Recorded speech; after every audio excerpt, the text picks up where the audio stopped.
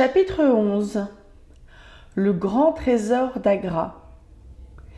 Notre prisonnier s'assit dans la cabine en face du coffre en fer pour la possession duquel il avait tant attendu et lutté. Il avait le regard hardi, le teint hâlé. Sa figure était parcourue par un réseau de rides. Ses traits burinés, couleur acajou, indiquaient une dure vie de plein air. Son menton barbu agressif témoignait qu'il n'était pas un homme à se laisser facilement détourner de son but. Il devait avoir 50 ans. Ses cheveux noirs bouchés étaient abondamment parsemés de fils gris.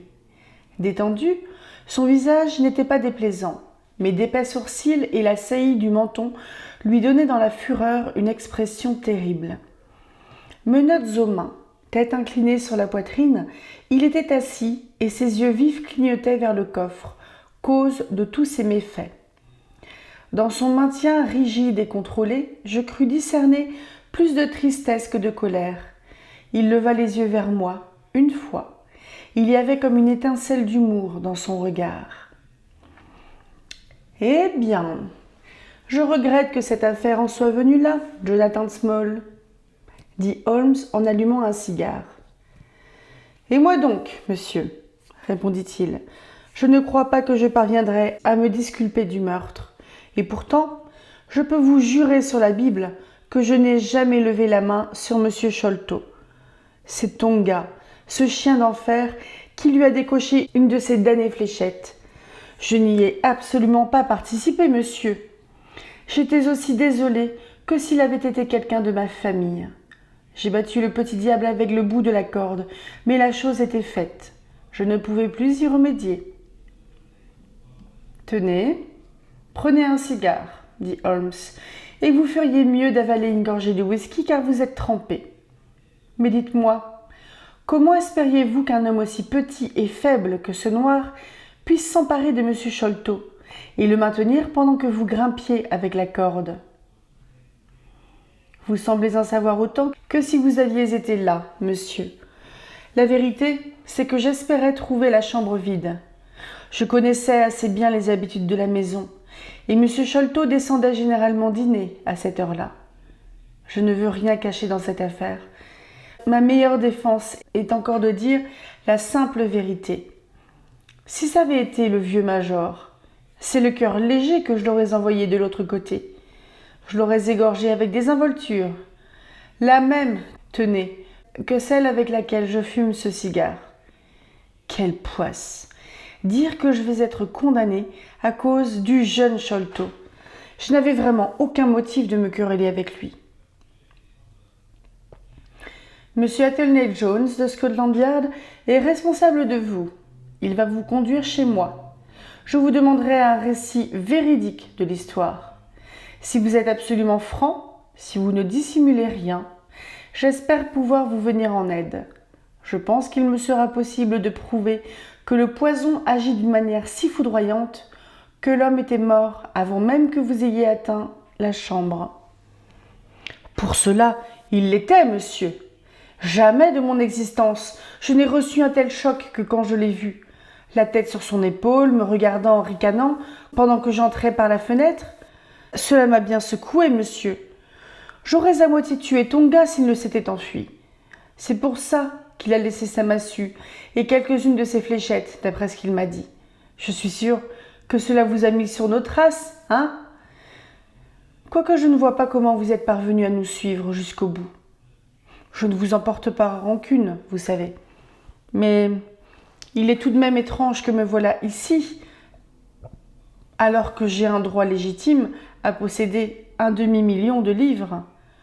J'ai passé la première moitié de ma vie à construire une digue dans les Andamans. J'ai une bonne chance de passer la dernière à creuser des tranchées à Dartmoor. Funeste jour que celui où j'ai vu Achmet, le marchand, et le trésor d'Agra. Ce trésor, monsieur, a toujours été une malédiction pour ses détenteurs. Le marchand a été assassiné, le major Sholto a vécu dans la peur et la honte.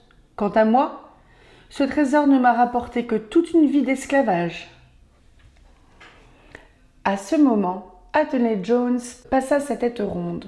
« Mais c'est une vraie réunion de famille !» lança-t-il. Je crois, Holmes, que je vais goûter un peu de votre whisky. Eh bien, je pense que nous sommes en droit de nous féliciter mutuellement. Il est dommage que nous n'ayons pas pris l'autre vivant, mais nous n'avions pas le choix. En tout cas, Holmes, vous avouerez que nous les avons eus de justesse. Il a fallu donner toute la vapeur. Tout est bien qui finit bien, dit Holmes, mais j'ignorais en effet que l'aurore était si rapide. Smith dit que sa chaloupe est l'une des plus rapides sur le fleuve, et que s'il avait eu un autre homme aux machines pour l'aider, nous ne l'aurions jamais attrapé. Il jure ne rien savoir du meurtre de Norwood. « C'est vrai, » s'écria notre prisonnier. « Je ne lui en ai pas soufflé mot. J'ai porté mon choix sur sa chaloupe parce que j'avais entendu dire qu'elle filait comme le vent, mais c'est tout. Je l'ai bien payé et je lui ai promis une belle récompense s'il nous amenait à l'Esmeralda, à Gravesend, en instance de départ pour le Brésil. Eh bien, s'il n'a fait rien de répréhensible, nous veillerons à ce qu'il ne lui arrive pas de mal.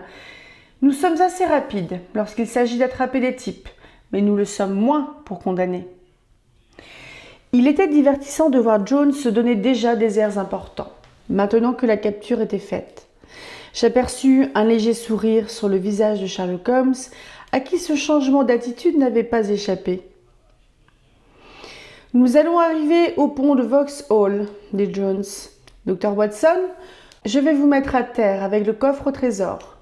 Je n'ai pas besoin de vous dire que, ce faisant, j'endosse une très grave responsabilité. Ce n'est absolument pas dans les règles. Mais la chose était convenue. Je ne me dédie pas. Mon devoir m'oblige cependant à vous faire accompagner par un inspecteur à cause de la grande valeur de ce coffre. Vous irez en voiture, sans doute ? Oui, je me ferai conduire. Il est vraiment dommage qu'il n'ait pas de clé, afin que l'on puisse procéder à un inventaire préliminaire. Vous serez obligé de forcer la serrure. Dites-moi, Small, où est la clé ? Au fond de la rivière. Il était vraiment inutile de nous infliger cette contrariété supplémentaire. Vous nous avez donné assez de mal. En tout cas, docteur, je n'ai pas besoin de vous recommander la plus grande prudence. Ramenez-nous le coffre à Baker Street. Nous vous y attendrons avant de nous rendre au dépôt. Ils me débarquèrent à Vauxhall, moi, et le lourd coffre de fer, plus un inspecteur costaud et sympathique. Une voiture nous conduisit chez mademoiselle Cécile Forrester en moins d'un quart d'heure. La femme de chambre parut surprise d'une visite aussi tardive. Elle expliqua que madame Forrester était sortie pour la soirée et rentrerait probablement très tard. Mais mademoiselle Morstan était dans le salon. Je me fis introduire au salon avec mon coffre. L'inspecteur accepta de demeurer dans la voiture. Elle était assise près de la fenêtre ouverte, habillée d'une robe blanche diaphane que relevait une touche éclatante au cou et à la taille. Adoucie par l'abat-jour, la lumière de la lampe éclairait harmonieusement son visage délicat et donnait un éclat métallique aux boucles de son opulente chevelure. Appuyée au dossier de son fauteuil en rotin, un de ses bras pendant sur le côté, elle avait une pose triste et pensive. Pourtant, en m'entendant entrer, elle sauta sur ses pieds, et ses joues pâles s'enfiévrèrent de surprise et de plaisir. « Oh, j'avais bien entendu une voiture s'arrêter devant la porte, fit-elle. J'ai pensé que madame Forrester revenait bientôt, mais je n'aurais jamais cru que ce pût être vous. Quelles nouvelles m'apportez-vous ? Mieux que des nouvelles, dis-je, et je déposai le coffre sur la table. Mon cœur était lourd, et cependant, je m'efforçais à la jovialité. Je vous apporte quelque chose qui vaut plus cher que toutes les nouvelles du monde. Je vous apporte une fortune. Elle jeta un coup d'œil sur la cassette. Ainsi, voilà donc le trésor ? Demanda-t-elle. Sa voix exprimait un détachement ineffable. Oui, c'est le grand trésor d'Agra. Une moitié revient à Thaddeus Sholto et l'autre vous appartient. Vous aurez chacun quelques 200 000 livres. Vous représentez-vous ce que c'est ? Il y aura peu de jeunes filles en Angleterre qui seront plus riches que vous. N'est-ce pas merveilleux ? Sans doute avais-je un peu exagéré mes manifestations d'enthousiasme, et le ton de mes compliments n'était pas entièrement convaincant. Je la vis hausser légèrement le sourcil et me regarder curieusement. « Si je l'ai, dit-elle, c'est bien grâce à vous ? » Non pas, répondis-je, pas à moi, mais à mon ami Sherlock Holmes. Avec la meilleure volonté du monde, je n'aurais jamais pu démêler cet écheveau. D'ailleurs, nous avons bien failli perdre ce trésor en fin de compte. Asseyez-vous, docteur Watson. Je vous en prie, racontez-moi tout. Je lui narrai brièvement les événements tels qu'ils s'étaient déroulés depuis que je l'avais vu. La nouvelle méthode de recherche qu'avait employée Holmes, la découverte de l'aurore, la venue d'Athénée Jones, nos préparatifs, et la course folle sur la Tamise. Yeux brillants, lèvres frémissantes, elle écouta le récit de nos aventures. Lorsque je parlais de la fléchette qui nous avait manqué de si peu, elle devint pâle, comme si elle allait s'évanouir. « Ce n'est rien, » murmura-t-elle, tandis que je lui tendais un verre d'eau. « Rien qu'un léger malaise. Ça a été pour moi un choc quand j'ai compris que j'avais exposé mes amis à un aussi horrible périple. »« Ce n'est plus que du passé, » répondis-je. « Laissons de côté ces tristes détails. Parlons de quelque chose de plus gai. Le trésor est là. Que pourrait-il y avoir de plus gai ? J'ai obtenu l'autorisation de l'amener avec moi, pensant qu'il pourrait vous plaire d'être la première à le voir. « Cela m'intéresserait beaucoup, » dit-elle. Sa voix marquait peu d'empressement, mais sans doute pensa-t-elle qu'il serait peu aimable de paraître indifférente devant un trophée qui avait été si difficile à conquérir. « Quel beau coffre !» fit-elle en l'examinant. « Je suppose qu'il a été confectionné aux Indes ?»« Oui, à Bénarès. »« Et si lourd !» s'exclama-t-elle, en essayant de le soulever. « Le coffre à lui seul doit avoir de la valeur. Où est la clé ?»« Small l'a jeté dans la Tamise, » répondis-je. « Il va falloir emprunter l'un des tisonniers de Madame Forester. » Il y avait sur le devant du coffre un large et solide fermoir qui représentait un Bouddha assis. Je parvins à introduire par-dessous l'extrémité du tisonnier et j'exerçai une action de levier. La serrure céda avec un claquement bruyant. D'une main tremblante, je soulevai le couvercle. Nous restâmes tous deux pétrifiés. Le coffre était vide. Rien d'étonnant à ce qu'il fût si lourd.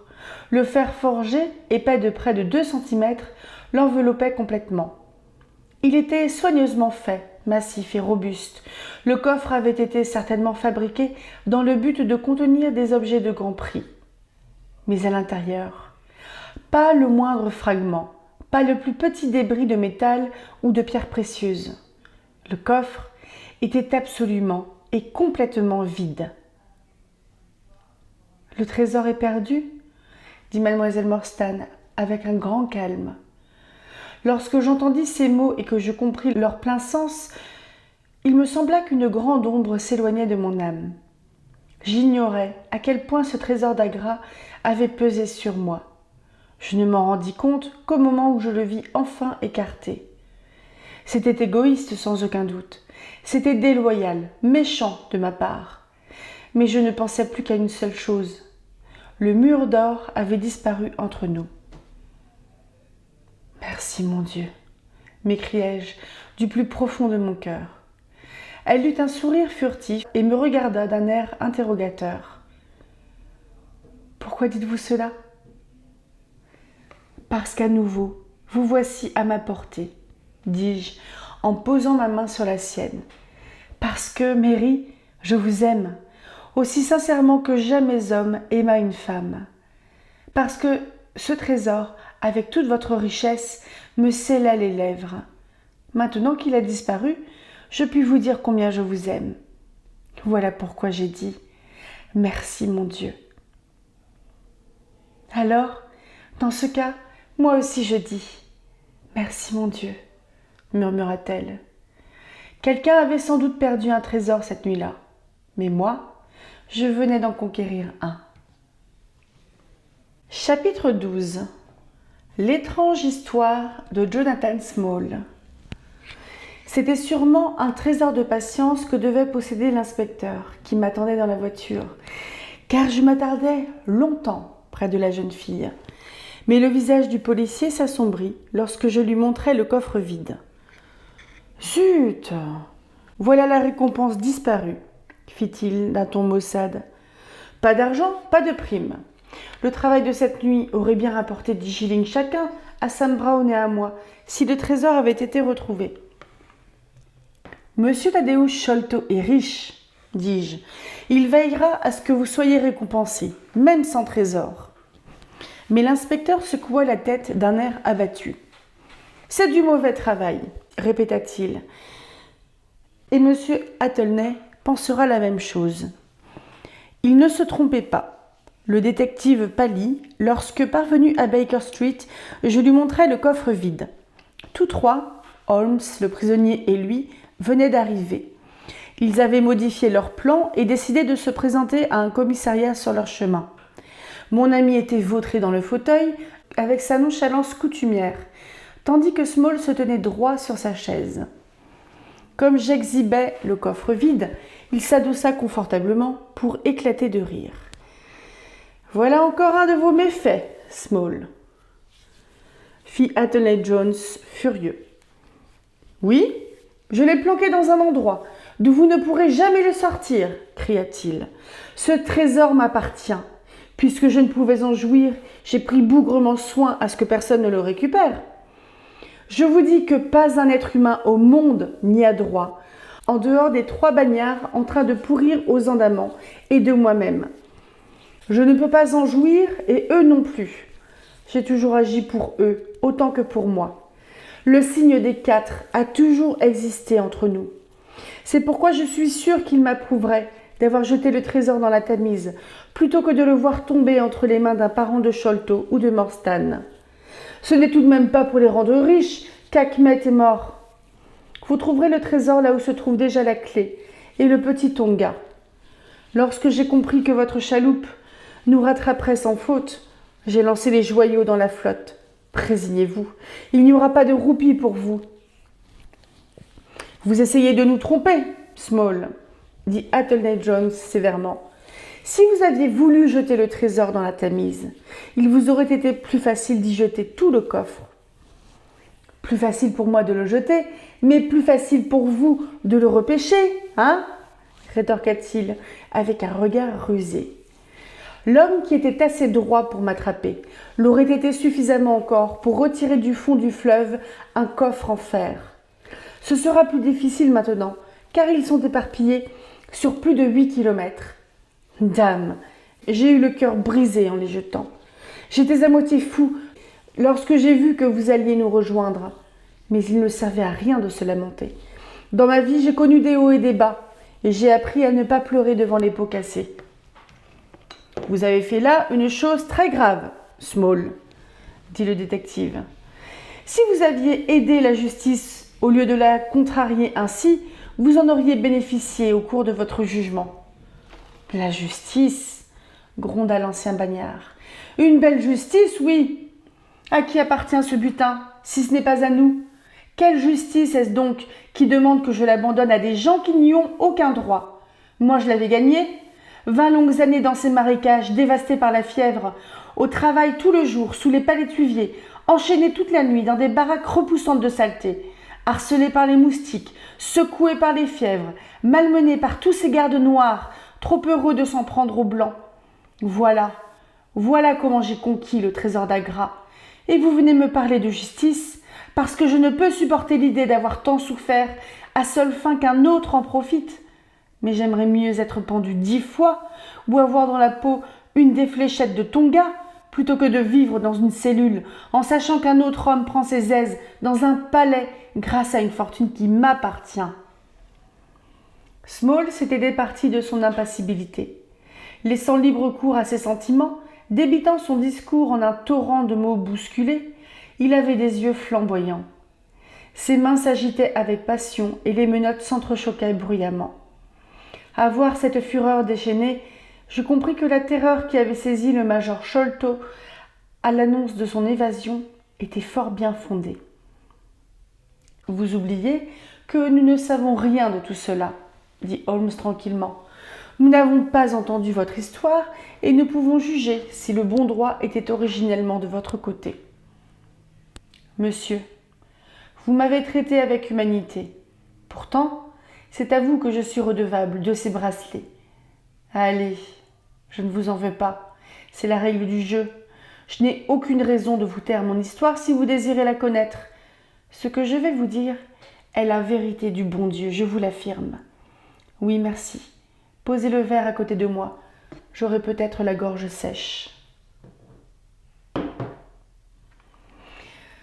Je suis né près de Pershore, dans le Worcestershire.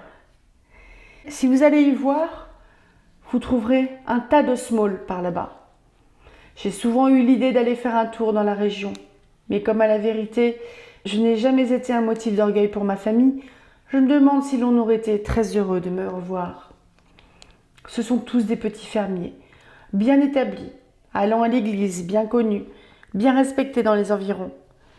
Moi, en revanche, j'ai toujours été un peu tête brûlée. Enfin, vers l'âge de 18 ans, je ne leur ai plus causé d'ennui.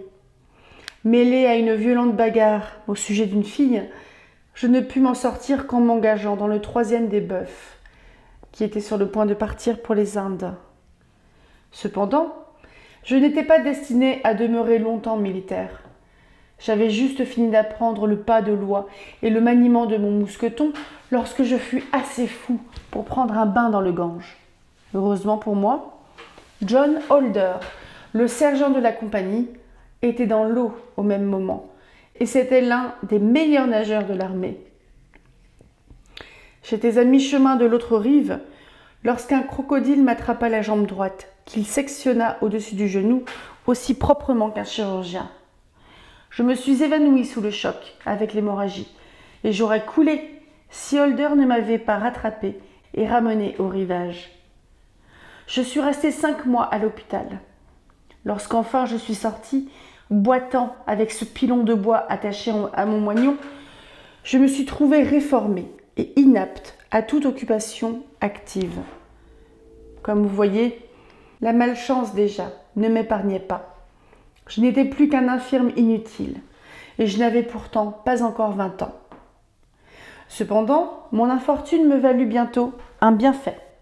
Un type, Abel White, qui était venu pour les plantations d'indigo, cherchait un contremaître pour surveiller les indigènes et les faire travailler. C'était un ami de notre colonel, lequel s'intéressait à moi depuis mon accident. Abrégeons une longue histoire. Le colonel appuya chaleureusement ma candidature, et comme le travail se faisait la plupart du temps à cheval, mon infirmité n'entrait pas en ligne de compte. Mon moignon était en effet assez long pour me permettre de rester bien en selle. Mon travail consistait à parcourir la plantation à cheval, à surveiller les hommes au travail et à signaler les feignants. Le salaire était convenable, mon logement confortable. Dans l'ensemble, je n'aurais pas été mécontent de passer le reste de ma vie dans la plantation d'indigo. Monsieur Abel White était un homme de cœur. Il venait souvent me rendre visite et fumer une pipe avec moi, car là-bas, les Blancs sont plus amicaux les uns envers les autres qu'on ne le sera jamais chez nous. Mais il était dit que je n'aurais jamais longtemps la chance pour moi. Soudain, sans signe précurseur, la grande révolte éclata. Le mois précédent, l'Inde était aussi tranquille et paisible en apparence que le Surrey ou le Kent.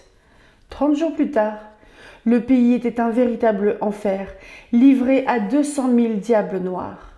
Évidemment, vous connaissez la question, messieurs. Mieux que moi, probablement, car la lecture n'est pas mon fort. Je sais seulement ce que j'ai vu, de mes propres yeux. Notre plantation était située à Muttra, au bord des provinces du Nord-Ouest. Nuit après nuit, le ciel s'embrasait à la lueur des bungalows en flammes. Jour après jour, de petites caravanes d'Européens passaient à travers notre propriété, avec femmes et enfants, en route pour Agra, où se trouvaient les troupes les plus proches. Abel White était un homme têtu. Il s'était mis dans la tête que les proportions de la révolte avaient été exagérées et que celle-ci s'éteindrait aussi soudainement qu'elle s'était déclenchée. Assis dans sa véranda, il sirotait tranquillement son whisky, fumait ses cigares, tandis que le pays flambait autour de lui. Dawson et moi, nous sommes restés avec lui, bien sûr. Dawson et sa femme s'occupaient de l'économat et tenaient les livres. Et puis, un beau jour, vint la catastrophe. J'avais été inspecter une plantation assez lointaine. En revenant lentement dans la soirée, mes yeux tombèrent sur une sorte de paquet qui gisait au fond d'un fossé. Je m'approchai pour voir ce que c'était. Je devins glacé jusqu'aux os en reconnaissant la femme de Dawson, complètement lacérée et à moitié dévorée par les chacals et les chiens sauvages. Un peu plus loin, je trouvai Dawson lui-même, étalé le visage dans la poussière, un revolver vide dans la main. Devant lui, il y avait 4 corps de cipaille, les uns sur les autres. Je tirais sur mes brides, ne sachant plus de quel côté me diriger, lorsque je vis une épaisse fumée s'élever du bungalow d'Abel White. Les flammes commençaient même à passer à travers le toit. Je sus alors que je ne pouvais plus être d'aucune aide à mon patron, et que je perdrais ma vie à me mêler de l'histoire. D'où je me tenais, je pouvais voir des centaines de ces démons noirs, portant encore leur manteau rouge sur le dos, qui dansaient et hurlaient autour de la maison en flammes. Quelques-uns me montrèrent du doigt, et 2 balles sifflèrent à mes oreilles. Je partis, à travers les rizières, et tard dans la nuit, j'arrivai en sécurité à l'intérieur d'Agra. Sécurité toute relative d'ailleurs, le pays entier s'agitait comme un essaim d'abeilles.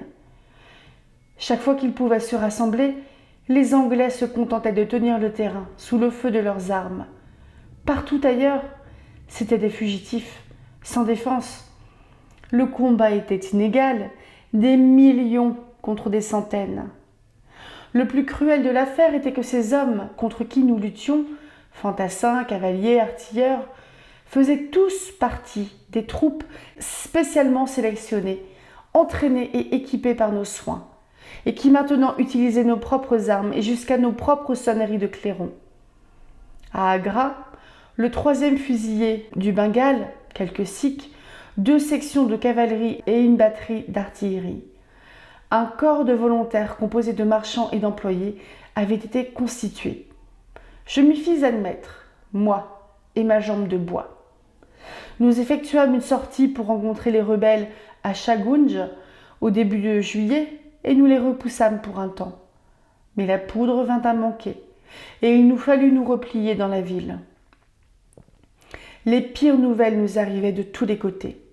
Ce n'est d'ailleurs pas étonnant, car si vous regardez sur une carte, vous verrez que nous étions au cœur de l'insurrection. Lucknow est situé à un peu plus de 160 km à l'est et Cawnpore à environ la même distance, au sud. Aux 4 points cardinaux, ce n'était que torture, meurtre et brigandage. Agra est une grande ville bondée de fanatiques et de farouches adorateurs de toute croyance. Parmi les ruelles étroites et tortueuses, notre poignée d'hommes était inefficace. Le commandant décida donc de nous faire traverser la rivière et de prendre position dans le vieux fort d'Agra. Je ne sais si l'un de vous, messieurs, a jamais lu ou entendu quelque chose se rapportant à cette vieille citadelle. C'est un endroit très étrange, le plus étrange que j'ai connu, et pourtant, j'ai été dans bien des coins bizarres. Tout d'abord, ses dimensions sont gigantesques, plusieurs hectares. Il y a une partie moderne dans laquelle se réfugièrent garnisons, femmes, enfants, provisions et tout le reste, sans pour autant épuiser toute la place. Mais ce coin-là n'est encore rien à côté de la dimension des vieilles parties du fort. Personne n'y va. Elles sont abandonnées aux scorpions et aux mille-pattes. C'est plein de grands halls déserts, de passages tortueux et d'un long labyrinthe de couloirs serpentant dans toutes les directions. On s'y perdait si facilement qu'il était rare que quelqu'un s'y aventurât. De temps en temps, pourtant, un groupe muni de torches partait en exploration. Le fleuve coule devant le vieux fort et le protège. Mais sur l'arrière et les côtés, il y avait de nombreuses portes, aussi bien dans la vieille citadelle que dans la nouvelle. Il fallait toutes les garder, bien entendu. Nous manquions d'hommes. Il y en avait à peine assez pour surveiller les angles des remparts et servir les pièces d'artillerie. Il était donc impossible d'organiser une garde conséquente à chacune des innombrables poternes. Un détachement de réserve fut organisé au milieu du fort, et chaque porte fut placée sous la garde d'un homme blanc et de 2 ou 3 indigènes. Je fus chargé de la surveillance, une partie de la nuit, d'une petite poterne isolée, au sud-ouest. 2 soldats sikhs furent placés sous mon commandement. Ma consigne était de faire feu de mon mousqueton en cas de danger. La garde centrale viendrait aussitôt à mon aide. Mais comme le détachement était à plus de 200 pas, distance coupée de corridors et de passages sinueux, je doutais fort qu'il puisse arriver à temps pour me secourir en cas d'une véritable attaque. Eh bien, j'étais assez fière d'être chargée de cette petite responsabilité. Dame, j'étais une toute nouvelle recrue et infirme par-dessus le marché. Pendant 2 nuits, j'ai monté la garde avec mes Punjabis. 2 grands gaillards au regard farouche, Mahomet Singh et Abdullah Khan, ainsi se nommaient-ils, étaient 2 vétérans de la guerre et ils s'étaient battus contre nous à Chilianwala. Ils parlaient assez bien l'anglais, mais je ne pouvais en tirer grand-chose. Ils préféraient se tenir à l'écart et jacasser entre eux toute la nuit, dans leur étrange dialecte sikh. Quant à moi, je me tenais au-dessus du portail, regardant le large serpentin du fleuve s'étalant en contrebas, ainsi que les lumières clignotantes de la grande ville. Le roulement des tambours et des tam-tams, les cris et les hurlements des rebelles ivres d'opium et de vacarme se chargeaient de nous rappeler la nuit durant le danger qui nous guettait de l'autre côté du fleuve. Toutes les 2 heures, un officier faisait la ronde pour s'assurer que tout allait bien. Pour ma 3e nuit de garde, le temps était sombre. Il tombait une pluie fine et pénétrante. C'était pénible. J'essayais à maintes reprises d'engager la conversation avec les sikhs, mais sans grand succès. À 2 heures du matin, la ronde passa, dissipant un moment la fatigue de la nuit. Désespérant de faire parler mes 2 hommes, je sortis ma pipe et posai mon mousqueton à côté de moi pour gratter une allumette. En un instant, les 2 sikhs furent sur moi. L'un s'empara de mon arme et la pointa sur moi. L'autre brandit un grand couteau près de ma gorge, jurant entre ses dents qu'il m'égorgerait si je faisais un pas. Ma première pensée fut qu'ils étaient d'accord avec les rebelles et que c'était le commencement d'un assaut. Si notre porte passait entre les mains des cipayes, le fort tombait. Quant aux femmes et aux enfants, ils seraient traités comme à Cawnpore. Peut-être allez-vous penser, messieurs, que je veux me donner un beau rôle. Je vous jure pourtant que, pensant à ce que serait un tel massacre, j'ouvris la bouche, bien que sentant la pointe du couteau sur la gorge, avec la ferme intention de crier, ne serait-ce qu'une fois, pour alerter la garde centrale. L'homme qui me tenait sembla lire mes pensées. Au moment où je prenais mon souffle, il murmura « Pas un bruit. Rien à craindre pour le fort. Il n'y a pas de chien de rebelle de ce côté. » Sa voix sonnait sincère. Je savais que si j'élevais la voix, j'étais un homme mort. Je pouvais le voir dans les yeux bruns de l'homme. J'attendis donc, en silence, pour voir ce qu'il me voulait. « Écoute-moi, Sahib, » dit Abdullah Khan, le plus grand et le plus féroce des 2. « Maintenant tu vas choisir, ou avec nous, ou la mort. La chose est trop importante pour nous. Nous n'hésiterons devant rien. Ou bien tu es avec nous, cœur et âme, et tu le jures, sur la croix des chrétiens. Ou bien nous jetterons ton corps dans le fossé et nous rejoindrons nos frères dans l'armée rebelle. Il n'y a pas d'autre alternative. Que décides-tu? La vie ou la mort? Nous ne pouvons pas te donner plus de 3 minutes, car il faut que tout soit fini avant la prochaine ronde. Comment puis-je décider? Dis-je. Vous ne m'avez pas dit ce que vous voulez de moi. Mais si la sécurité de la forteresse est en jeu, alors vous pouvez m'égorger tout de suite. Je préférerais cela. On n'a absolument rien contre la citadelle, répondit Khan. Nous te demandons d'œuvrer avec nous pour la même chose qui amène ici tes compatriotes. Nous te demandons d'être riche. Si tu acceptes d'être avec nous ce soir, nous te jurons sur la lame du poignard et par les 3 vœux qu'aucun sikh n'a jamais transgressés, que tu auras une part équitable du butin. Il te reviendra un quart du trésor. Nous ne pouvons mieux te dire. De quel trésor s'agit-il ? Demandai-je. J'ai envie, autant que vous deux, d'être riche. Montre-moi ce qu'il faut faire. Alors, tu vas jurer sur les ossements de ton père, sur l'honneur de ta mère, sur la croix de ta foi, de ne parler contre nous ou de lever la main sur nous, ni maintenant, ni plus tard. Je le jurerai, à la condition que le fort ne soit pas en danger. Alors, mon camarade et moi te jurerons que tu auras un quart du trésor, lequel sera divisé également entre nous 4. Mais nous ne sommes que 3, dis-je. Non, il y a la part de Dost Akbar. J'ai le temps de t'expliquer ce dont il s'agit en l'attendant. Tiens-toi à la poterne, Mohammed Singh, et fais le guet. Je vais tout te raconter, Sahib, parce que je sais que les Européens tiennent leur serment et que je puis avoir confiance en toi.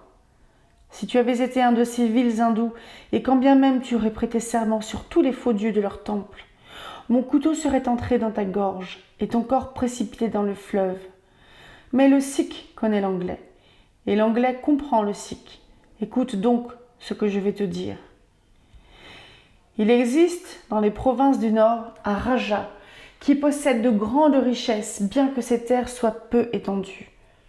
Il en doit la plus grande partie à son père, mais il en a accumulé lui-même, car il est avare, et il préfère entasser son or plutôt que de le dépenser. Quand commença la rébellion, il s'arrangea pour rester en bon terme avec le lion et le tigre, avec les Sipahs et les Anglais. Bientôt pourtant, il lui sembla que les hommes blancs allaient être chassés. De l'Inde entière ne parvenaient des nouvelles que de leur défaite et de leur mort. Mais c'était un homme prudent, et il s'arrangea de telle sorte que, quel que fût le cours des événements, il ne perde pas plus de la moitié de son trésor. Il garda l'or et l'argent dans les caves de son palais, mais il mit dans un coffre de fer ses pierres les plus précieuses et ses plus belles perles. Il les confia à un serviteur fidèle qui devait se présenter ici comme un marchand et garder la cassette en attendant que la paix soit rétablie. De cette manière, si les rebelles triomphaient, il lui resterait son or. Mais si les Anglais reprenaient le pouvoir, ses joyaux lui resteraient. Après avoir ainsi divisé son magot, il se rangea du côté des Sipahs, qui étaient en force aux frontières de sa province. Remarque bien, Sahib, qu'en faisant ainsi, ses biens revenaient de droit à ceux qui sont restés fidèles. Ce prétendu marchand qui a voyagé sous le nom de Achmet est maintenant dans la ville d'Agra. Il désire pénétrer dans la forteresse. Il voyage en compagnie de mon frère de lait, Dost Akbar, qui connaît son secret. Celui-ci lui a promis de le conduire cette nuit à une des poternes latérales du fort. Il a choisi la nôtre. Ils se présenteront donc d'une minute à l'autre. L'endroit est désert et personne n'est au courant de sa venue. Le monde n'entendra plus jamais parler du marchand Achmet, mais le grand trésor du Raja sera partagé entre nous. Qu'en dis-tu, Sahib ? Dans le Worcestershire, la vie d'un homme semble sacrée, mais on ne raisonne plus sous le même angle lorsque le feu et le sang vous cernent de tous côtés et que la mort vous guette à chaque pas. Que le marchand vive ou soit assassiné m'importait aussi peu que le destin d'un insecte. En revanche, l'idée du trésor me conquit. J'imaginais déjà tout ce que je pourrais faire en rentrant au pays. La famille regarderait avec étonnement ce vaurien qui rentrait des Indes avec les poches pleines d'or. Ma décision fut vite prise. Mais Abdullah Khan, pendant que j'hésitais, tenta de me convaincre. « Réfléchis, Sahib, que si cet homme est pris par le commandant, il sera pendu ou fusillé et ses joyaux seront confisqués pour le gouvernement. Personne n'en sera plus riche d'une roupie. Mais si nous le capturons, nous confisquerons par nous-mêmes le trésor. Les joyaux seront aussi bien dans nos mains que dans les coffres du gouvernement. Il y en a assez pour faire de chacun de nous un homme riche et puissant. Personne ne connaît l'affaire. Nous sommes coupés du reste du monde. Quel risque courons-nous ? Allons, Sahib, dis-moi maintenant si tu es avec nous. ou si nous devons te compter comme un ennemi. Je suis avec vous, cœur et âme, dis-je. Voilà qui est bien, répondit-il, en me tendant mon mousqueton. Tu vois que nous avons confiance en toi. Je sais que ton serment, pas plus que le nôtre, ne peut être délié. Il ne nous reste plus qu'à attendre la venue de mon frère et du marchand. Ton frère sait donc ce que tu vas faire ? Demandai-je. C'est lui qui a conçu ce plan. Allons à la porte, partager le guet avec Mahomet Singh. La pluie tombait toujours sans interruption. La mousson commençait. Des nuages lourds et sombres dérivaient à travers le ciel. Il était difficile de voir à plus d'un jet de pierre. Un fossé s'étendait devant la porte que nous gardions, mais il était presque asséché par endroits et on pouvait le franchir facilement. Je trouvais bizarre d'être là, à côté de ces deux sauvages Punjabis, attendant un homme qui courait à la mort. J'aperçus soudain, de l'autre côté du fossé, la lueur d'une lanterne voilée. Elle disparut parmi les monticules, puis redevint invisible. Elle se rapprocha de nous. « Les voici !» m'exclamai-je. « Tu lanceras le qui-vive, Sahib, comme à l'ordinaire, » chuchota Abdallah. « Ne lui donnons aucune cause d'inquiétude. Envoie-nous à leur rencontre. Nous nous occuperons de lui pendant que tu resteras ici à monter la garde. Tiens-toi prêt à dévoiler la lanterne, afin que nous soyons sûrs que c'est bien l'homme. » La lumière s'avançait en vacillant, s'arrêtant parfois, puis revenant à nouveau. Je pus enfin distinguer deux silhouettes de l'autre côté du fossé. Je les laissais dégringoler la rive abrupte, patauger à travers la mare et remonter à demi l'autre versant, avant de lancer le qui-vive. « Qui va là ?» dis-je d'une voix étouffée. « Des amis !» répondit quelqu'un. Je découvris la lanterne, jetant sur eux un filet de lumière. Le premier était un sikh gigantesque, dont la barbe noire descendait presque jusqu'à la taille. Ailleurs que dans les cirques, je n'ai jamais vu d'homme aussi grand. Son compagnon était petit, rond et gras, porteur d'un grand turban jaune sur la tête, et à la main, il portait un paquet enveloppé d'un châle. Il tremblait de peur. Ses mains frémissaient comme s'il avait la fièvre, et sa tête n'arrêtait pas de tourner de tous côtés, ses petits yeux vifs aux aguets, à la manière d'une souris s'aventurant hors de son trou. J'eus froid dans le dos, à la pensée de tuer cet innocent, mais la pensée du trésor me redonna un cœur de marbre. Lorsqu'il s'aperçut que j'étais européen, il poussa une petite exclamation de joie et se mit à courir vers moi. « Ta protection, Sahib !» haleta-t-il. « Ta protection pour le malheureux marchand Achmet. J'ai voyagé à travers Rajputana afin de me mettre sous la protection du fort d'Agra. J'ai été volé et battu et trompé parce que j'étais l'ami des Anglais. Bénie soit cette nuit qui amène à nouveau la sécurité pour moi et mes pauvres biens. »« Qu'y a-t-il dans ce paquet ?» demandai-je. « Une boîte en fer ?» répondit-il. « Elle ne contient qu'une ou deux affaires de famille, des choses insignifiantes qui n'ont de valeur pour personne, mais que je serais désolé de perdre. Cependant, je ne suis pas un mendiant, et je te récompenserai, jeune Sahib, et ton gouverneur aussi, s'il me donne l'abri que je demande. » Je n'étais plus assez sûr de moi pour lui parler encore. Plus je regardais ce visage bouffi et apeuré, plus il me semblait difficile de le tuer ainsi de sang-froid. Il fallait en finir au plus vite. « Amenez-le à la garde principale, » dis-je. Les deux sikhs l'encadrèrent, tandis que le géant suivait derrière. Ils s'engagèrent ainsi dans le sombre passage. Jamais homme ne fut plus étroitement enserré par la mort. Je demeurai sur les remparts avec la lanterne. Je pouvais entendre la cadence des pas résonner le long du corridor désert. Soudain, ce fut le silence, puis des voix, le bruit confus d'une bagarre, des coups assourdissants. Un instant plus tard, j'entendis, à ma grande horreur, des pas précipités se dirigeant dans ma direction et la respiration fuyante d'un homme en train de courir. Je dirigeai ma lanterne en bas, vers le long passage rectiligne, et je vis le gros homme courant comme le vent, le visage ensanglanté. Le grand sikh à la barbe noire le talonnait, bondissant comme un tigre, et la lame d'un couteau brillait dans sa main. Je n'avais jamais vu un homme courir aussi vite que ce petit marchand, Il distançait le sikh. Je me rendis compte que s'il passait et parvenait à l'air libre, il pourrait encore se sauver. Mon cœur compatit pour lui. Mais à nouveau, la pensée du trésor m'endurcit de cynisme. Je lançai mon fusil entre ses jambes quand il fila devant moi et il boula sur lui-même comme un lapin atteint d'une décharge. Avant qu'il ait pu se relever, le sikh était sur lui et lui plongeait par 2 fois le couteau dans le dos. L'homme ne bougea pas, ne poussa pas un seul gémissement. Il demeura là où il était tombé. J'ai pensé depuis qu'il s'était peut-être rompu le cou dans sa chute. Vous voyez, monsieur, que je tiens ma promesse. Je vous raconte l'affaire exactement comme elle s'est passée, que ce soit ou non en ma faveur. Il se tut et tendit ses mains attachées vers le verre de whisky que Holmes lui avait préparé. J'avoue que personnellement, cet homme m'inspirait la plus grande horreur.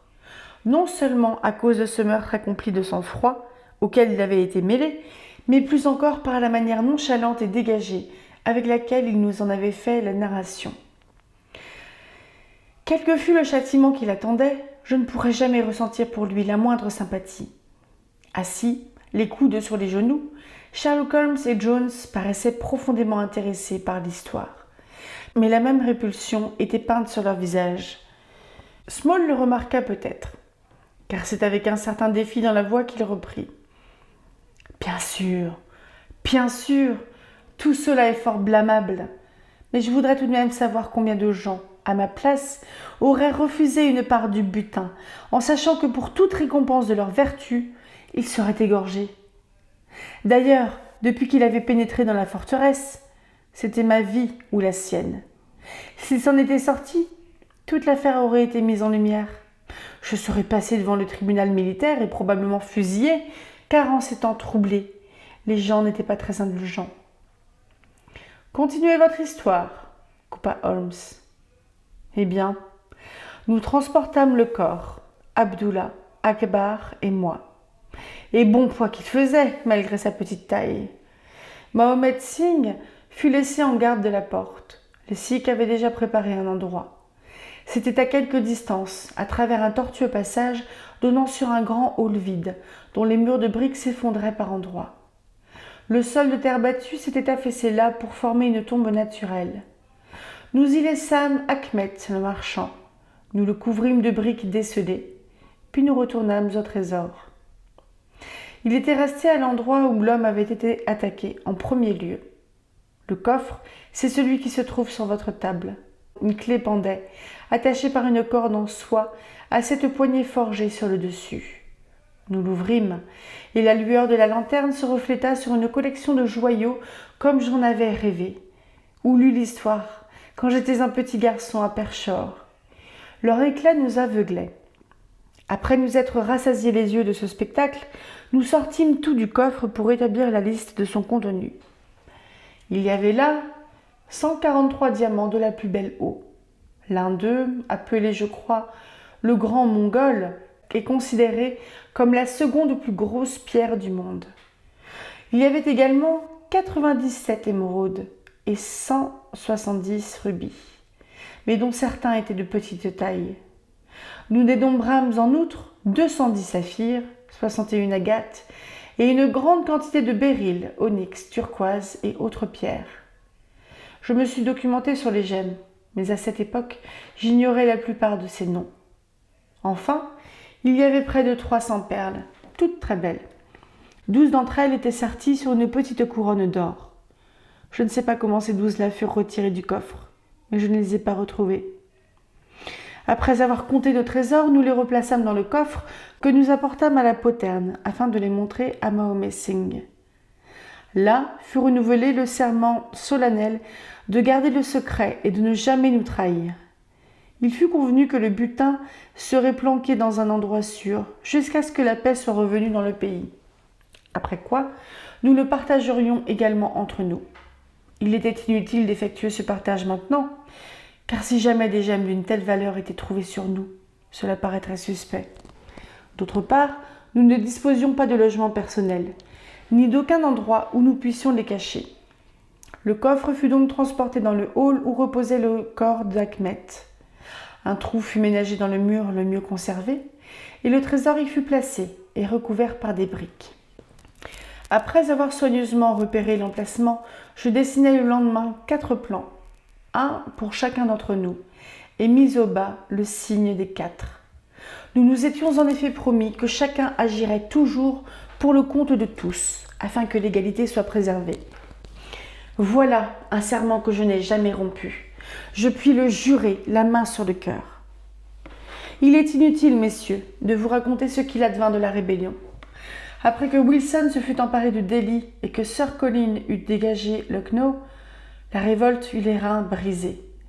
Des renforts ne cessaient d'affluer. Une colonne volante sous les ordres du colonel Greathed parvint jusqu'à Agra et en chassa les rebelles. La paix semblait lentement s'étendre sur le pays. Nous espérions tous les 4 que le moment était proche où nous pourrions partir en toute sécurité avec notre part du butin. Mais en un instant, nos espoirs s'effondrèrent. Nous fûmes arrêtés pour le meurtre d'Achmet. Voici comment cela se produisit. Le Raja avait remis les joyaux entre les mains d'Achmet, parce qu'il savait que celui-ci était un homme dévoué. Mais en Orient, les gens sont très méfiants. Que fit alors le Raja ?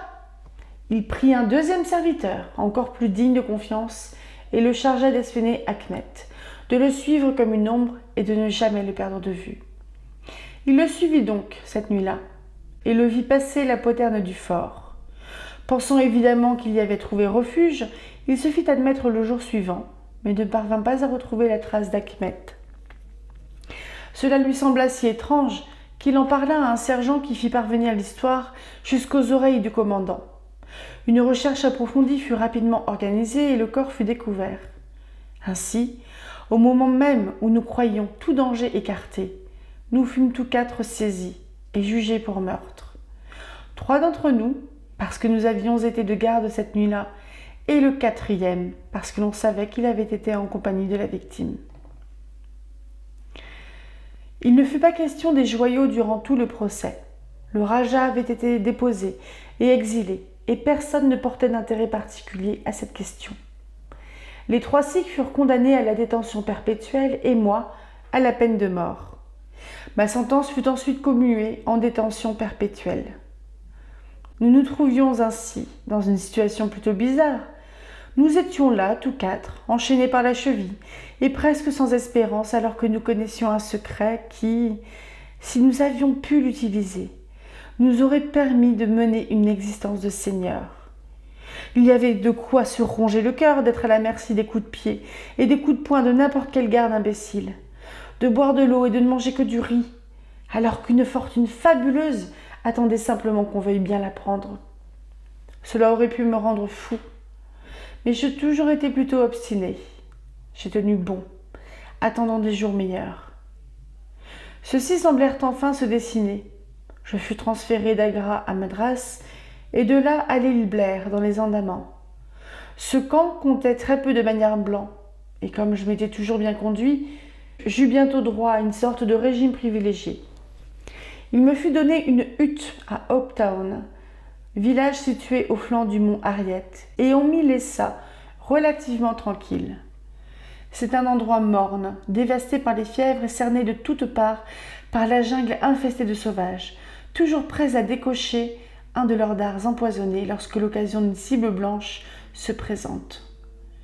Il y avait des tranchées à creuser, des remblais à construire, des plantations à aménager et des dizaines d'autres choses à faire.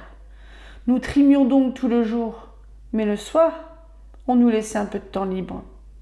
Entre autres fonctions, j'étais chargée de distribuer les médicaments. J'acquis ainsi quelques connaissances médicales. J'étais sans cesse à l'affût d'une possibilité d'évasion. Mais la plus proche terre était à des centaines de kilomètres de notre île, et le vent souffle rarement par là.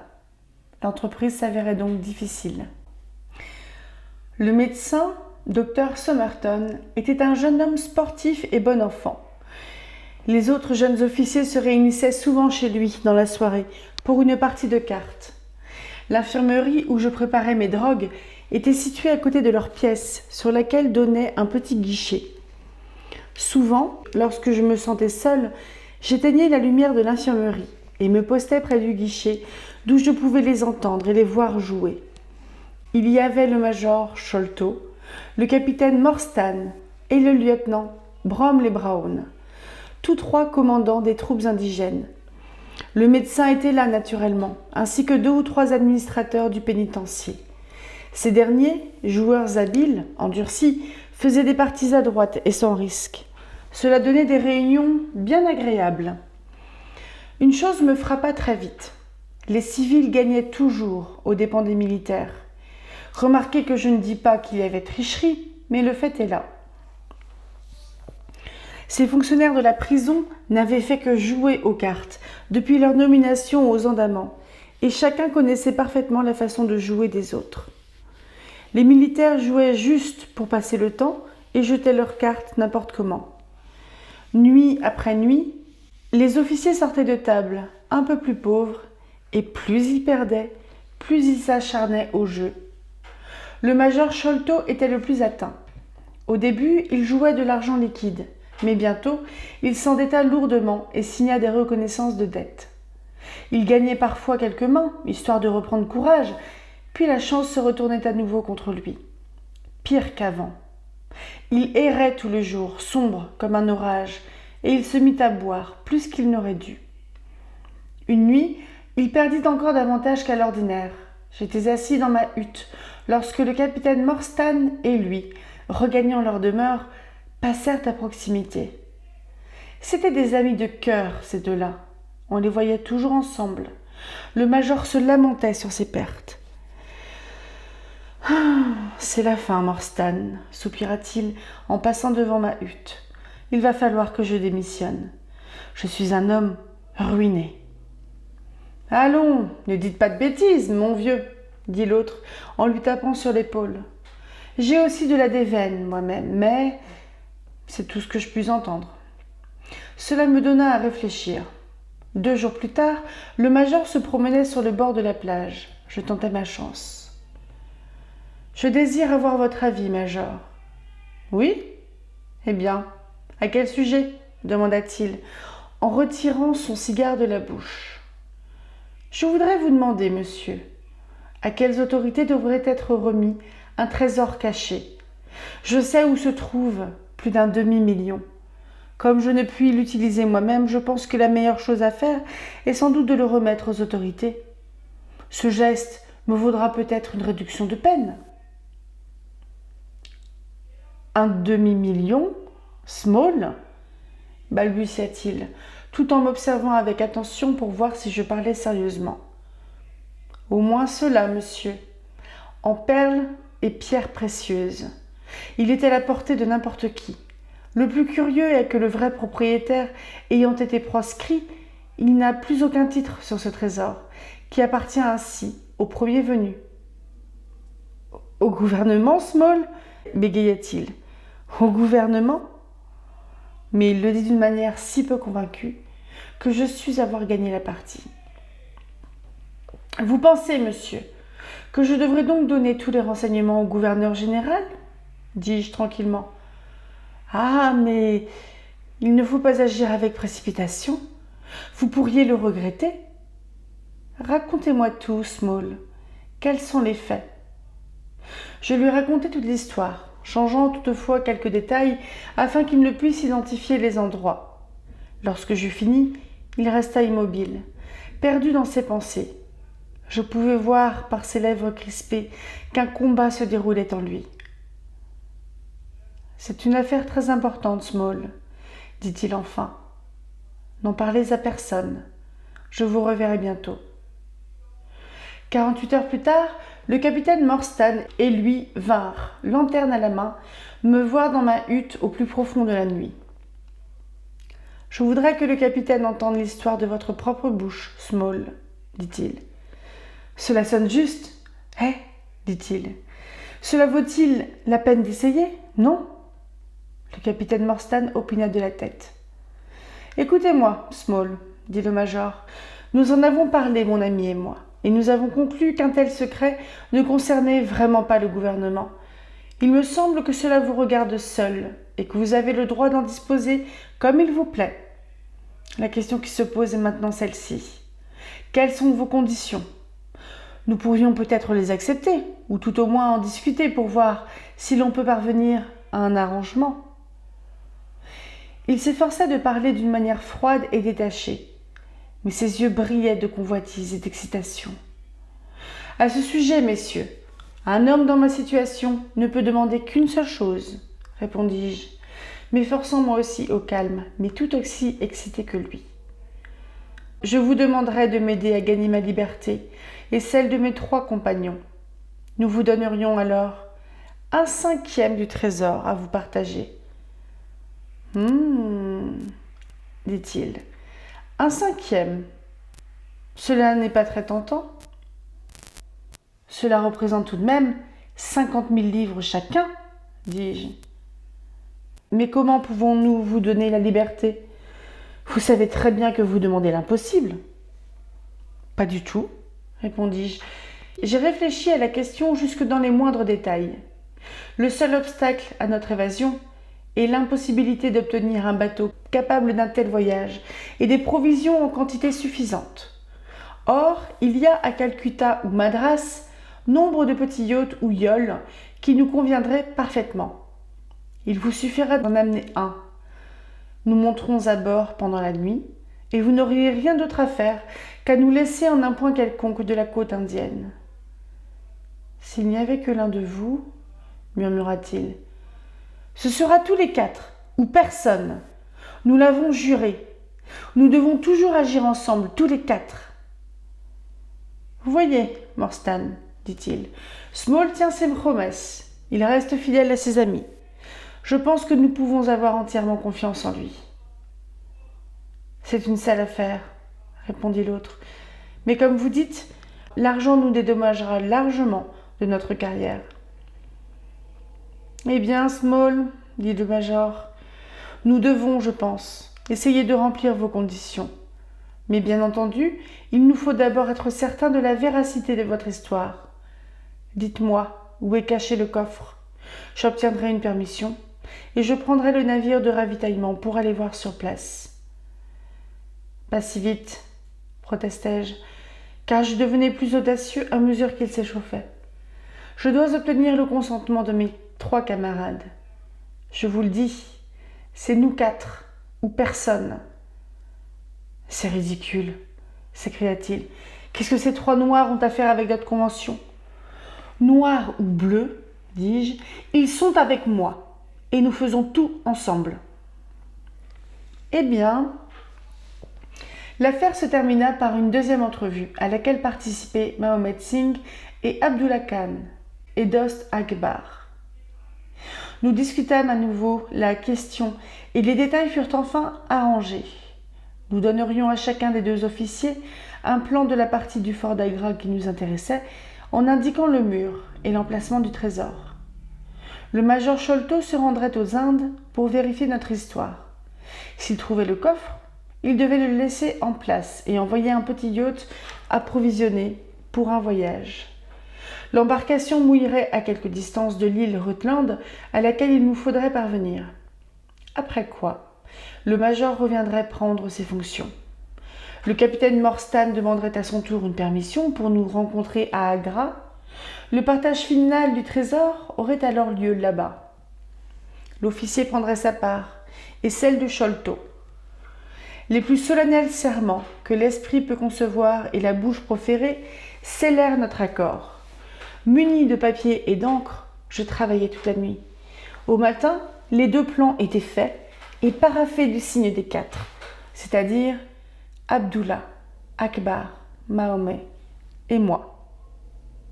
Je dois vous lasser avec ma longue histoire, messieurs. Je sais que mon ami, M. Jones, est impatient de me mettre en cellule. Aussi je serai aussi bref que possible. L'infâme Sholto partit pour l'Inde, mais ne revint jamais. Le capitaine Morstan, peu de temps après son départ, me montra son nom sur une liste de passagers en route pour l'Angleterre. Son oncle était mort, lui laissant une fortune. Il avait quitté l'armée. Et pourtant, voilà comment il s'abaissa à traiter 5 hommes.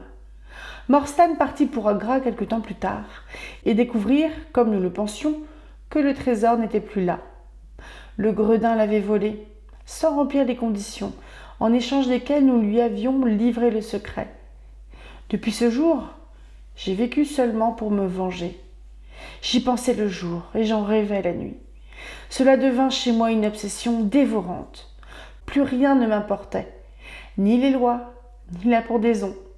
M'évader, retrouver Sholto, glisser ma main autour de son cou.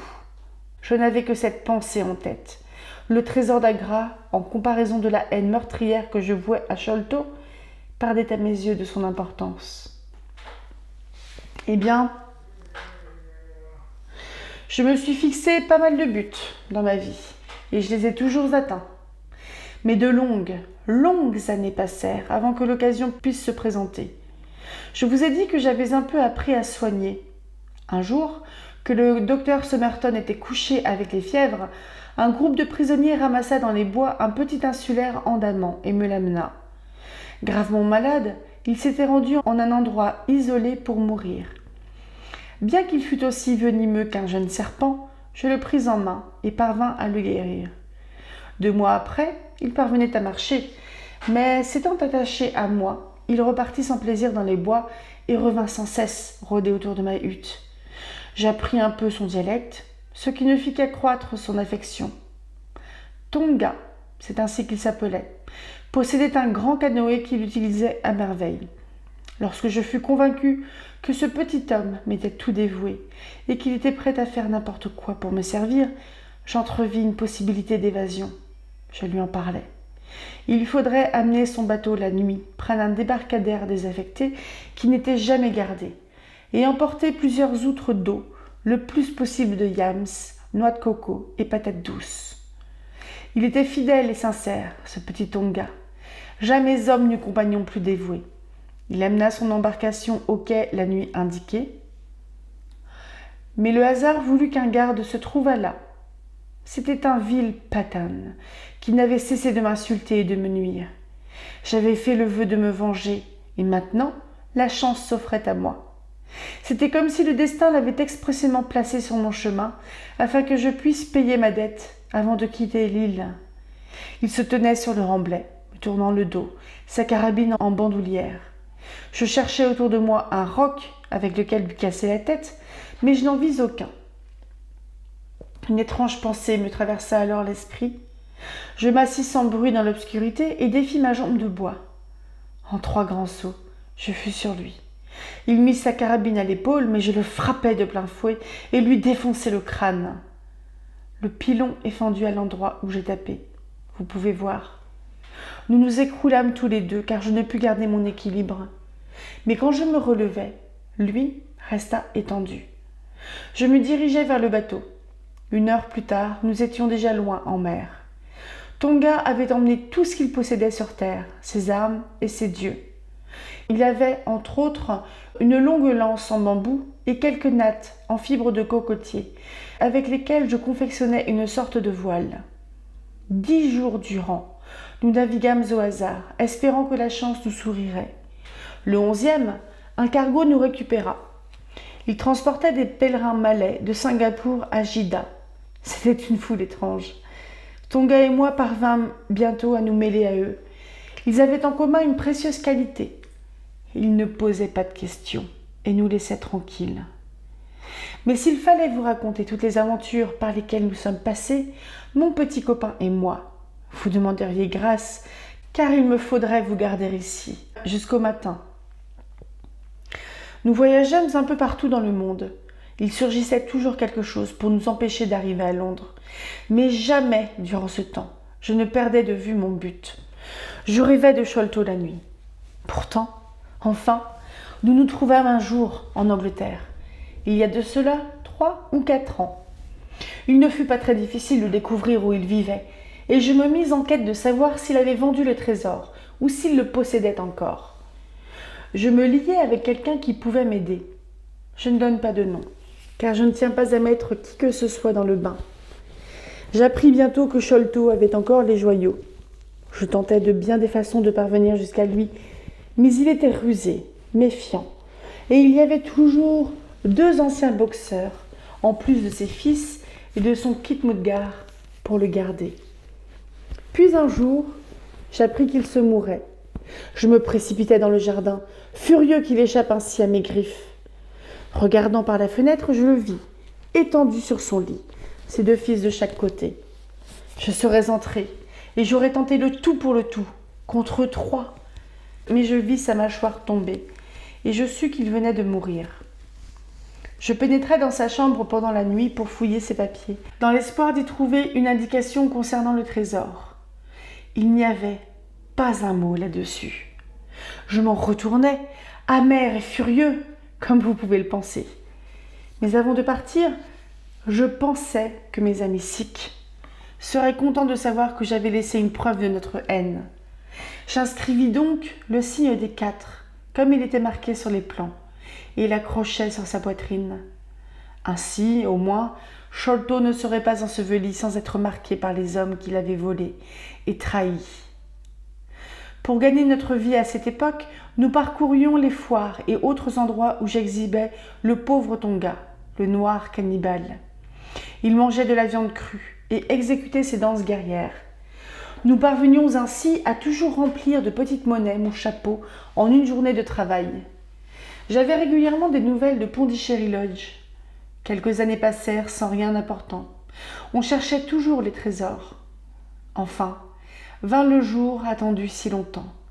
Le coffre venait d'être trouvé dans un faux grenier, au-dessus du laboratoire de M. Bartholomew Sholto. J'accourus immédiatement et inspectai les lieux. Mais je ne voyais pas comment, avec ma jambe de bois, je pourrais me hisser jusque-là. La tabatière sur le toit me donna la solution. Il m'apparut que la chose serait facile, avec l'aide de Tonga. Calculant tout en fonction de l'heure du dîner de Bartholomew Sholto, j'amenai mon petit copain et lui enroulai une longue corde autour de la taille. Il pouvait grimper comme un chat, et il parvint rapidement sur le toit. La malchance voulut que Bartholomew Sholto fût encore dans sa chambre. Cela lui coûta la vie. Tonga crut qu'en le tuant, il faisait quelque chose de très bien. En effet, lorsque je parvins dans la pièce, il se promenait, fier comme un paon.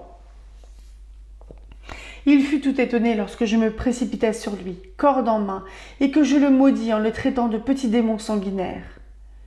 Je m'emparai du coffre au trésor, le fis descendre par la fenêtre et suivis le même chemin, après avoir laissé sur la table le signe des 4 pour montrer que les joyaux étaient enfin revenus à ceux qui y avaient droit.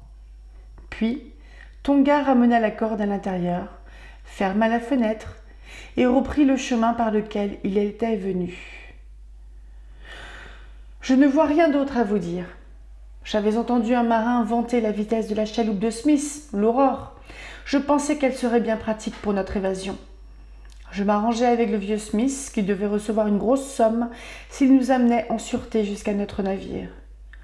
Il se doutait évidemment qu'il y avait quelque chose de louche, mais sans rien savoir de précis. Tout ceci est la vérité, messieurs. Et si je vous fais ce récit, ce n'est pas pour vous distraire. Je n'ai pas à être complaisant après ce que vous m'avez fait. Je pense seulement que la meilleure défense que je puisse adopter est la vérité absolue et sans réticence. Il faut que tout le monde sache combien le major Sholto m'a abusé et que je suis innocent de la mort de son fils. Voilà une histoire remarquable, dit Sherlock Holmes, et dont les péripéties concordent parfaitement. Je n'ai absolument rien appris de neuf dans la dernière partie de votre récit, sinon que vous aviez apporté vous-même la corde. Cela, je l'ignorais. Incidemment, j'avais espéré que Tonga avait perdu tous ses dards, mais il nous en a décoché un sur le bateau. Il les avait tous perdus, monsieur, mais il lui restait celui qui se trouvait alors dans sa sarbacane. « Ah oui, bien sûr, dit Holmes. Je n'avais pas songé à cela. »« Avez-vous d'autres questions à me poser ?» demanda affablement le prisonnier. « Je ne pense pas, merci, » répondit mon compagnon. « Eh bien, Holmes, dit Athelney Jones, vous êtes un homme à qui on aime faire plaisir, et nous savons tous que vous êtes un fin connaisseur du crime. Mais le devoir est le devoir, et j'ai transgressé bien des règles pour faire ce que vous et votre ami m'avez demandé. Je me sentirai soulagée lorsque notre narrateur sera en sûreté, derrière les verrous. La voiture attend toujours, et il y a 2 inspecteurs en bas. Je vous suis très obligée pour l'aide que vous m'avez apportée, tous les 2. Bien entendu, votre présence sera requise lors du procès. Je vous souhaite le bonsoir. Bonsoir, messieurs, dit Small. Vous, d'abord, Small, lança Jones prudemment, comme il quittait la pièce. Je ne veux pas vous laisser la chance d'utiliser à nouveau votre jambe de bois, comme vous l'avez fait avec cet homme aux îles Andaman. Eh bien, voilà notre petit drame parvenu à sa conclusion, remarquai-je après un instant de silence. Mais je crains, Holmes, que ceci soit notre dernière affaire. Mademoiselle Morstan m'a fait l'honneur de m'accepter comme son futur mari. Il poussa un grognement des plus lugubres. J'en avais peur, dit-il. Je ne peux vraiment pas vous féliciter. Je fus un peu peiné. Avez-vous quelque raison de trouver mon choix mauvais ? Demandai-je. Absolument pas. C'est une des plus charmantes jeunes femmes que j'ai jamais rencontrées. Je pense qu'elle aurait pu être très utile dans le genre de travail que nous faisons. Elle a certainement des dispositions. Témoin la façon dont elle a conservé ce plan d'Agra entre tous les autres papiers de son père. Mais l'amour est tout d'émotion. Et l'émotivité s'oppose toujours à cette froide et véridique raison que je place au-dessus de tout. Personnellement, je ne me marierai jamais, de peur que mes jugements m'en soient faussés. J'espère pourtant que ma raison surmontera cette épreuve, dis-je en riant. Mais vous avez l'air fatigué, Holmes. La réaction. Je vais être comme une épave toute une semaine. Il est étrange, dis-je, que ce que j'appellerais paresse chez un autre homme alterne chez vous avec ces accès de vigueur et d'énergie, débordante. Oui, répondit-il, il y a en moi un oisif parfait et un gaillard plein d'allant. Je pense souvent à ces vers du vieux Goethe. Schade, dass die Natur nur einen Mensch aus dir schuf, denn zum würdigen Mann war Schelmen der Stoff. Il est dommage que la nature n'ait fait de toi qu'un seul homme, toi qui avais l'étoffe d'un saint et d'un brigand. Mais pendant que j'y pense, Watson, à propos de cette affaire de Norwood, vous voyez qu'ils avaient un complice dans la maison. Ce ne peut être que Lal Rao, le maître d'hôtel. Ainsi, Jones pourra se vanter d'avoir capturé tout seul un poisson dans son grand coup de filet. Le partage semble plutôt injuste. C'est vous qui avez fait tout le travail dans cette affaire. À moi, il échoua une épouse. À Jones, les honneurs. Que vous reste-t-il donc, s'il vous plaît ? À moi ? Répondit Sherlock Holmes. Mais il me reste la cocaïne, docteur. Et il allongea sa longue main blanche pour se servir. Fin du signe des 4. Dernier vlog lecture sur Le signe des 4, le deuxième roman de Sir Arthur Conan Doyle sur son personnage favori, à savoir Sherlock Holmes. Alors, d'un côté, je suis assez embarrassée parce que comme on est sur une histoire d'enquête quand même, je trouve que le lecteur n'a pas tant que ça de théorie à formuler. Parce qu'au final, là, Sherlock, il avait raison assez rapidement. Et j'ai pas été franchement surprise par la révélation, en fait, de le coupable, dont j'ai déjà oublié le nom, Jones. Non, c'est Jones, c'est l'enquêteur. Merde, comment il s'appelle ? Small. Donc j'ai pas été ultra surprise parce que je pense vraiment que on n'est pas sur des livres qui vont amener de la surprise au lecteur, ni qui vont le faire trop réfléchir à chercher qui est le coupable, qu'est-ce qui s'est passé, quels étaient les mobiles, etc. Au final, le mystère, je le trouvais plus opaque dans le premier bouquin.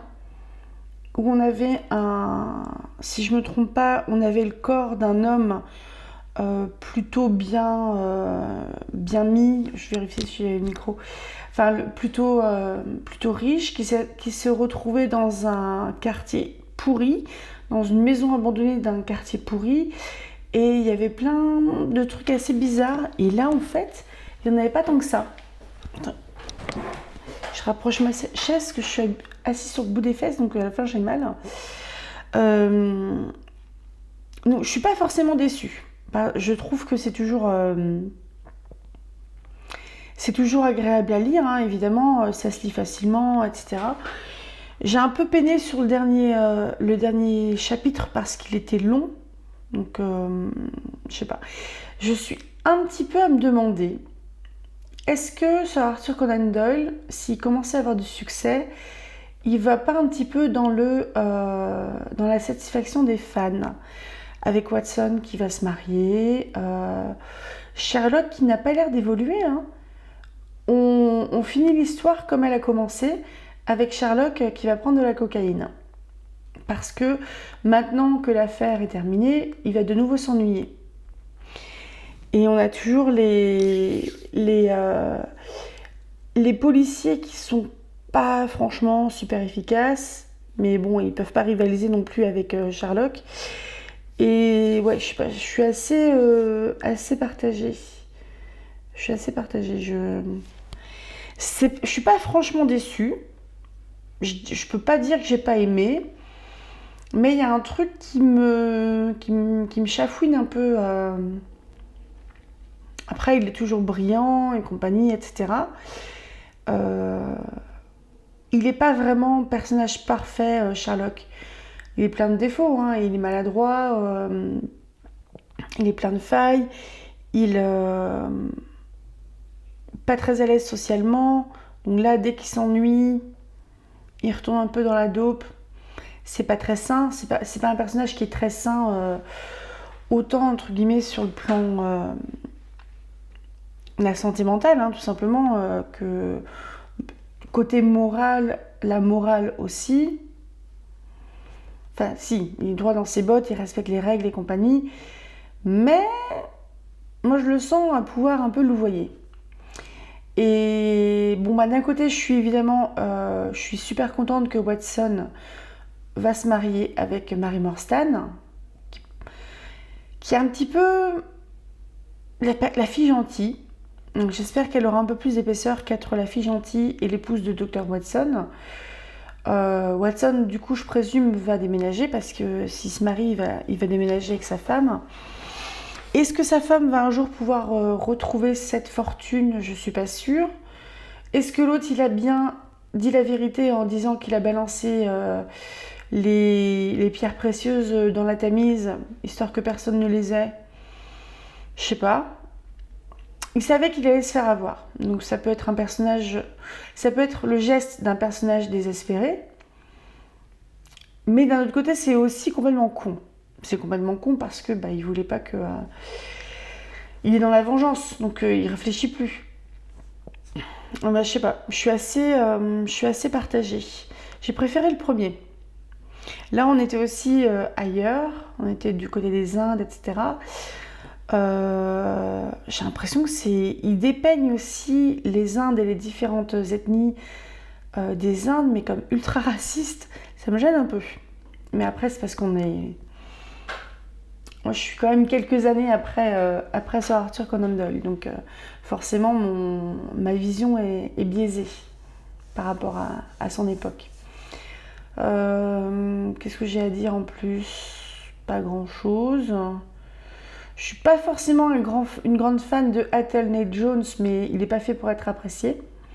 Je préfère encore Lestrade et son autre copain, son autre collègue du premier bouquin. Le prochain livre, c'est les aventures. Normalement, je ne me suis pas plantée et je les ai classés par ordre chronologique de parution. Donc normalement, si je ne me suis pas plantée, je revérifierai. La prochaine fois qu'on lira du Sherlock Holmes, ce sera les aventures de Sherlock Holmes et c'est un recueil de nouvelles Ensuite, ça sera les mémoires de Sherlock Holmes. Et encore ensuite, le chien des Baskerville. Donc en tout, on a 9 romans ou recueils de nouvelles. Donc 4 romans, 5 recueils de nouvelles. Et une pièce de théâtre. J'ai viré tout le reste parce que j'avais des doubles et des triples de bouquins. C'est pour ça que je pataugeais un peu. Mais donc normalement, je ne me suis pas plantée. Je vais pas le relire de suite. Là, j'ai pas franchement envie d'enchaîner. Là où j'avais plus envie au premier. Et je pense, si je ne change pas d'avis d'ici là, que dimanche prochain peut-être, à moins que je fasse une petite pause, ça sera Le Diable au corps de Raymond Radiguet, où on suit... Attendez, allez, juste pour vous dire... C'est le premier roman d'un écrivain mort à 20 ans et l'un des plus beaux rôles de Gérard Philippe. En 1918, un lycéen, François, donc c'est un prénom qui est utilisé dans le film, s'éprend d'une jeune femme, Marthe, dont le fiancé Jacques est au front. L'amour fou absolu, malgré tout et contre tous, voisins ricaneurs ou parents désemparés. Mais aussi très vite l'anxiété, la cruauté inconsciente, l'impossibilité pour un enfant de vivre une aventure d'homme. N'allez pas lire le résumé qui est sur Babelio. Il est archi spoilant. Donc possible que je lise Le Diable au corps après. J'ai à moitié des envies de retourner peut-être vers du Jane Austen ou peut-être Jane Eyre. Ou j'ai pas envie des Hauts de Hurlement tout de suite. Les Hauts de Hurlevent, j'ai pas envie de le lire tout de suite. Je pensais sinon à l'autre sœur Brontë, celle qui est moins connue. Donc pas Charlotte, ni Émilie si je me trompe pas, mais Anne. Anne Brontë qui a écrit Jean Grey. Je sais plus. Bref, je m'arrête là. Je vais réfléchir un petit peu à ce que je veux lire par la suite. J'ai envie d'un truc un peu plus peut-être sulfureux. Il y a du sulfureux dans Jane Eyre. Hein. Donc, à voir. Je vous souhaite un très bon dimanche. Je m'excuse, ça sera sûrement pas à l'heure le matin. Je pense que je vais le mettre en ligne le soir. Parce que là, il est samedi, il est 23h30. J'ai un peu la flemme de me taper 1h30 de montage derrière. Donc, je ferai ça demain. Et à voir ce que je vais lire par la suite. À tout bientôt, passez un très bon dimanche. N'hésitez pas à me laisser des suggestions de lecture si vous souhaitez découvrir un autre bouquin, hein, peut-être la littérature allemande par exemple, ou russe, ou quelque chose de libre de droit et libre de traduction si vous trouvez. Sinon, je vais aller en prison. Parce que je crois que je vais peut-être être... J'ai passé les 500 abonnés, ce qui veut dire que je peux être monétisée. Ce sera une poignée de moules. Hein. Mais est-ce que je peux pas avoir un peu plus Big Brother is watching me et des vidéos qui risquent d'être virées parce que peut-être que, vous voyez, au niveau des droits d'auteur, je serai peut-être pas nif-nif, vous voyez. Allez, je m'arrête là. Passez un très bon dimanche, salut. Et l'interview de Sarah Fay va arriver lundi. J'ai pas pu le faire vendredi, j'étais malade. Salut.